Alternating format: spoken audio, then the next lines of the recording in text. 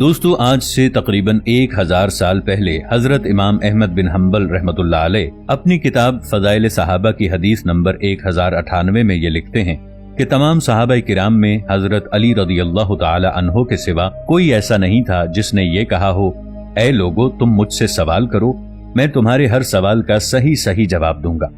امام احمد بن حنبل اپنی کتاب فضائل صحابہ کی حدیث نمبر 1100 میں لکھتے ہیں کہ حضرت عمر رضی اللہ عنہ ہر اس مسئلے کے لیے اللہ کی پناہ مانگا کرتے تھے جس مسئلے کو حل کرنے کے لیے حضرت علی رضی اللہ تعالی عنہ موجود نہ ہو۔ آج سے 800 سال پہلے امام اہل سنت ابن جوزسبت اپنی کتاب تذکرۃ الحواس میں لکھتے ہیں، حضرت عمر رضی اللہ تعالی عنہ کے اس طرح پناہ مانگنے کی وجہ یہ تھی کہ حضرت ابو بکر صدیق رضی اللہ تعالی عنہ کے بعد حضرت عمر رضی اللہ تعالی عنہ کو جب دوسرا خلیفہ مقرر کیا گیا تو روم کے بادشاہ نے زمین اور آسمان میں چھپے رازوں کے بارے میں معلومات حاصل کرنے کے لیے ایک شخص کو حضرت عمر رضی اللہ تعالی عنہ کے پاس بھیجا۔ جب وہ شخص کئی دن کی مسافت کے بعد حضرت عمر رضی اللہ عنہ کے پاس مدینہ منورہ پہنچا اور حضرت عمر رضی اللہ عنہ کے دربار میں حاضر ہو کر ان سے عرض کرنے لگا، اے خلیفہ دوم، میں روم سے آپ کے پاس آیا ہوں تاکہ زمین اور آسمان میں چھپے رازوں کے بارے میں معلومات حاصل کر سکوں۔ ہم نے سنا ہے کہ آپ کے نبی صلی اللہ علیہ وآلہ وسلم نے اپنے آخری نبی ہونے کا ذکر کیا ہے، اور یہ بات تورات، زبور، انجیل سب آسمانی کتابوں میں موجود ہے۔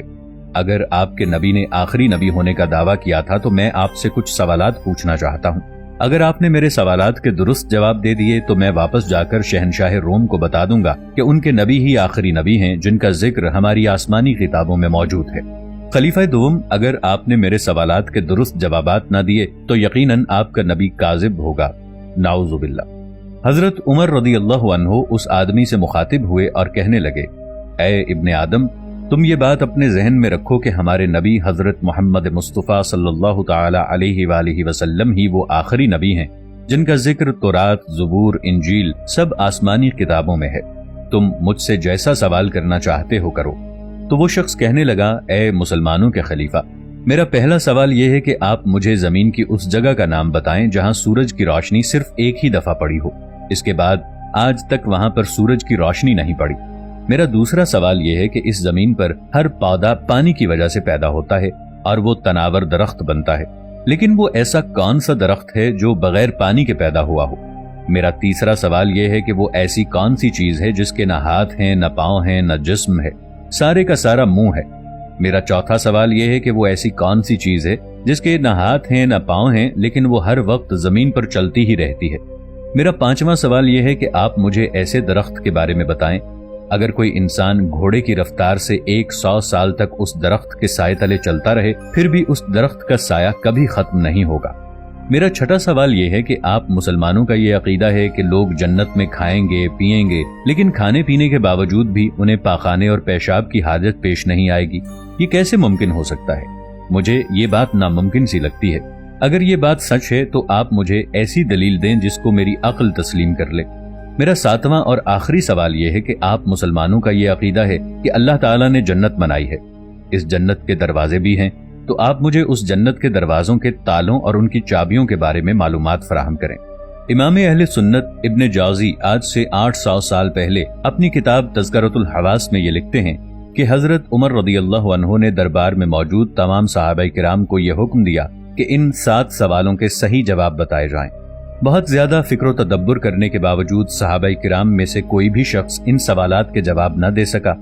جب انہوں نے دیکھا کہ مسلمانوں میں سے کسی ایک شخص نے بھی اس کے سوالوں کا صحیح جواب نہیں دیا تو وہ شخص کہنے لگا کہ اے مسلمانوں کے خلیفہ، تم مسلمانوں میں سے کوئی بھی میرے کسی ایک سوال کا جواب بھی نہیں دے رہا، تو کیا میں یہ سمجھوں کہ تمہارے نبی نے آخری نبی ہونے کا جھوٹا دعویٰ کیا تھا؟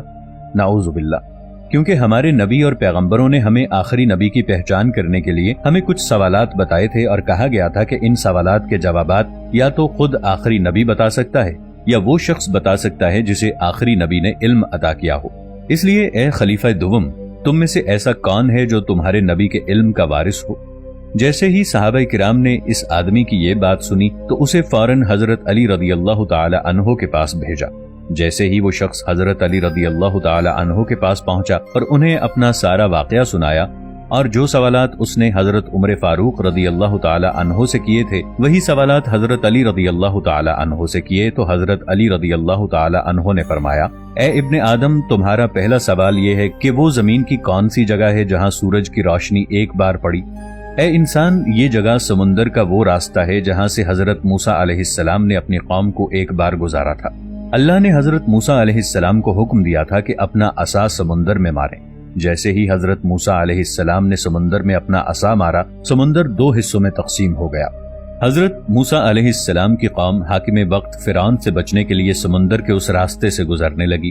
جب حضرت موسیٰ علیہ السلام کی قوم سمندر کے اس حصے سے گزر رہی تھی تب وہاں سورج کی روشنی پڑی تھی۔ حضرت موسیٰ علیہ السلام کی قوم کے گزر جانے کے بعد وہ سمندر اسی طرح آپس میں مل گیا اور آج تک وہاں سورج کی روشنی نہیں پڑی۔ یہ واقعہ قرآن مجید میں موجود ہے۔ تمہارا دوسرا سوال یہ ہے کہ زمین میں ہر درخت پانی کی وجہ سے پیدا ہوتا ہے، وہ کون سا درخت ہے جو بغیر پانی کے پیدا ہوا ہو؟ تو اے ابن آدم، اس کا جواب یہ ہے کہ وہ درخت اللہ تعالیٰ نے اپنے نبی حضرت یونس علیہ السلام کے لیے یکمشت زمین سے اگایا تھا۔ حضرت یونس علیہ السلام 3 دن تک مچھلی کے پیٹ میں رہنے کی وجہ سے ان کا سارا گوشت گل چکا تھا اور جسم گلنے کی وجہ سے آپ رو رو کر اللہ تعالیٰ سے صحت یابی کی دعا مانگنے لگے، تو اللہ تعالیٰ نے فوراً آپ کی دعا قبول کی اور کدو کی ایک بیل کو معجزے کے طور پر فی الفور زمین سے اگا دیا۔ اس درخت پر لگے پھل کو کھا کر حضرت یونس علیہ السلام دوبارہ صحت یاب ہو گئے۔ بس یہ وہی درخت ہے جو زمین سے بغیر پانی کے ایک لمحے میں پیدا ہوا تھا۔ اس درخت کا ذکر قرآن مجید کی سورہ صافات کی آیت نمبر 139 سے لے کر 148 تک واضح طور پر دیکھا جا سکتا ہے۔ تمہارا اگلا سوال یہ ہے کہ وہ کون سی ایسی چیز ہے جس کے نہ ہاتھ ہیں، نہ پاؤں ہیں، نہ جسم ہے، بس منہ ہی منہ ہے؟ تو اے بندہ خدا، تم اپنے ذہن میں اس بات کو بٹھا لو کہ وہ چیز دوزخ کی آگ ہے۔ دوزخ کی آگ ہر چیز کو کھا جاتی ہے۔ دوزخ کی یہ آگ کافروں کو اس طرح کھائے گی جیسے کوئی بھوکا جانور ہو۔ اسی لیے اللہ تعالیٰ قرآن مجید کی سورۃ الفرقان کی آیت نمبر 12 میں یہ ارشاد فرماتا ہے، جب دوزخ کی آگ ان لوگوں کو دور سے دیکھے گی تو یہ لوگ دوزخ کی آگ کا جوش مار مار کے چنگھاڑنا سنیں گے۔ اس لیے وہ انسان فلاح پا گیا جس نے اللہ کو ایک مانا اور اس کے رسول پر ایمان لایا، اور یقیناً وہ لوگ دوزخ میں جائیں گے جنہوں نے اللہ اور اس کے رسول کو جھٹلایا۔ تمہارا اگلا سوال یہ ہے کہ وہ کون سی ایسی چیز ہے جو ہاتھ پاؤں کے بغیر ہے لیکن وہ چلتی ہی رہتی ہے؟ تو اے ابن آدم، وہ چیز پانی ہے۔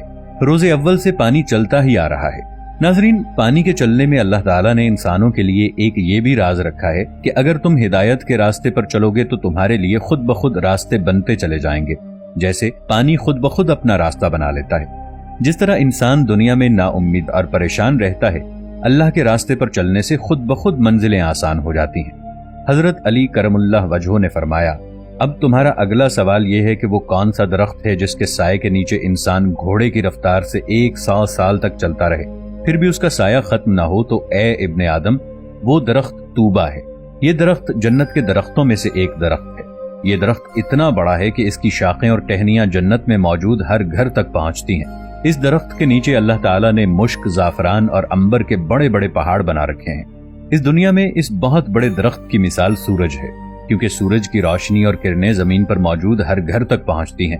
اگر اللہ تعالیٰ اس دنیا میں اتنے بڑے سورج کو پیدا کر سکتا ہے تو وہ جنت میں اتنا بڑا درخت بھی پیدا کر سکتا ہے۔ بے شک اللہ ہر چیز پر قادر ہے۔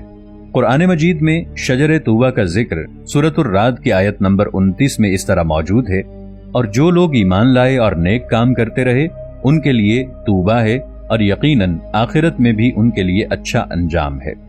دوستو، 1000 سال پہلے اس آیت کے بارے میں بہت سی تفاسیر لکھی گئی تھی، جیسا کہ تفسیر ابن عباس، تفسیر القمی، اس کے علاوہ اور بھی بہت سی تفاسیر کی کتب ہیں جن میں یہی کہا گیا ہے۔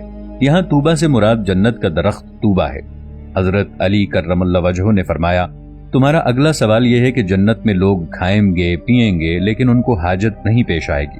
تم کہتے ہو کہ یہ ناممکن ہے، تو اے ابن آدم، اس کی مثال دنیا میں ہی موجود ہے۔ جیسے ہر بچہ ماں کے پیٹ میں 9 ماہ تک خوراک کی نالی سے کھاتا اور پیتا رہتا ہے، 9 ماہ تک ماں کے پیٹ میں کھانے پینے کے باوجود بھی وہ پاخانہ اور پیشاب نہیں کرتا۔ اسی طرح اگر اللہ یہ چاہے کہ جنت میں اس کے لوگ کھائیں پئیں اور انہیں حاجت پیش نہ آئے تو ایسا ہی ہوگا۔ جنت میں جب لوگ جہاں سے جی چاہے کھائیں گے، لیکن جب ان کو پیشاب اور پخانے کی حاجت پیش آئے گی تو اللہ کی طرف سے بس ایک خوشبودار ڈکار آئے گی۔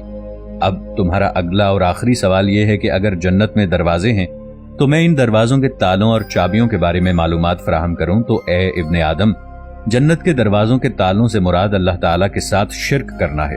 جو کوئی اللہ کے سوا کوئی اور معبود بنائے گا اس کے لیے جنت کے دروازوں کے تالے کبھی نہیں کھلیں گے، اور ان کی چابیاں نزع کے وقت سچے دل سے لا الہ الا اللہ محمد الرسول اللہ کی گواہی دینا ہے۔ اللہ تعالی ہم سب کا خاتمہ ایمان پر کرے، آمین۔